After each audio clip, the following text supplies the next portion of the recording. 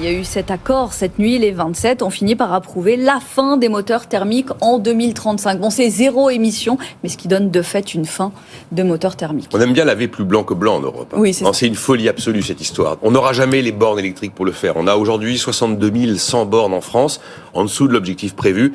Il n'y a que 4% en recharge rapide et 90% c'est chez les particuliers ou dans les entreprises. Ouais. Les bornes sur l'espace public ne rapportent rien, elles coûtent. Il va donc falloir énormément d'investissements publics et donc c'est le contribuable qui va payer. Après, est-ce qu'on aura la production d'électricité ? On est en train de nous demander de consommer moins d'électricité. RTE considère qu'il faut augmenter de 50 à 70% la production d'électricité pour pouvoir faire rouler en 2035 15 millions de véhicules électriques sur 40 millions de véhicules qui circulent en France. Il faut quasiment 100 TWh de plus. Je suis désolé, mais aujourd'hui, on n'est pas capable d'avoir 100 TWh de plus. Le coût des matières premières pour fabriquer les batteries explose littéralement. L'ADEME a publié des chiffres, là. Le lithium, c'est x7 en 2022. Pour un véhicule électrique, il fallait 3 000 euros de composants, de matières premières. Il en faut 6 000 aujourd'hui, 6 000 euros. Le cobalt a doublé. Enfin, tout est dit par Carlos Tavares. Et en fait, à mon avis, je pense qu'il est bon, c'est comment le sujet. Il s'est exprimé dans les Échos.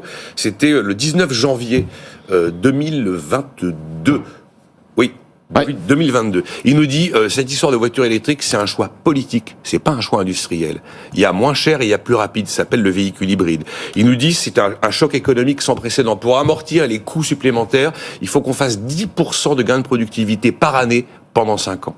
Les meilleures années, l'automobile fait 2-3% de gains de productivité. Choc social. Si on fait de l'électrique que les classes moyennes ne peuvent pas se payer, ça veut dire que les États creusent les déficits pour continuer à subventionner ces véhicules. Et en fait, on va exclure une partie de la population de la mobilité. Et puis en plus, une espèce de fausse promesse environnementale, puisqu'on sait bien que sur l'ensemble du cycle de vie du véhicule, depuis l'extraction des matières premières pour la batterie, jusqu'à la logistique, la construction, le recyclage, la voiture électrique doit avoir roulé à peu près 50 000 km pour commencer à avoir une empreinte carbone meilleure que l'empreinte du véhicule thermique. Voilà, je pense que c'est l'espèce de mort programmée de l'industrie automobile européenne.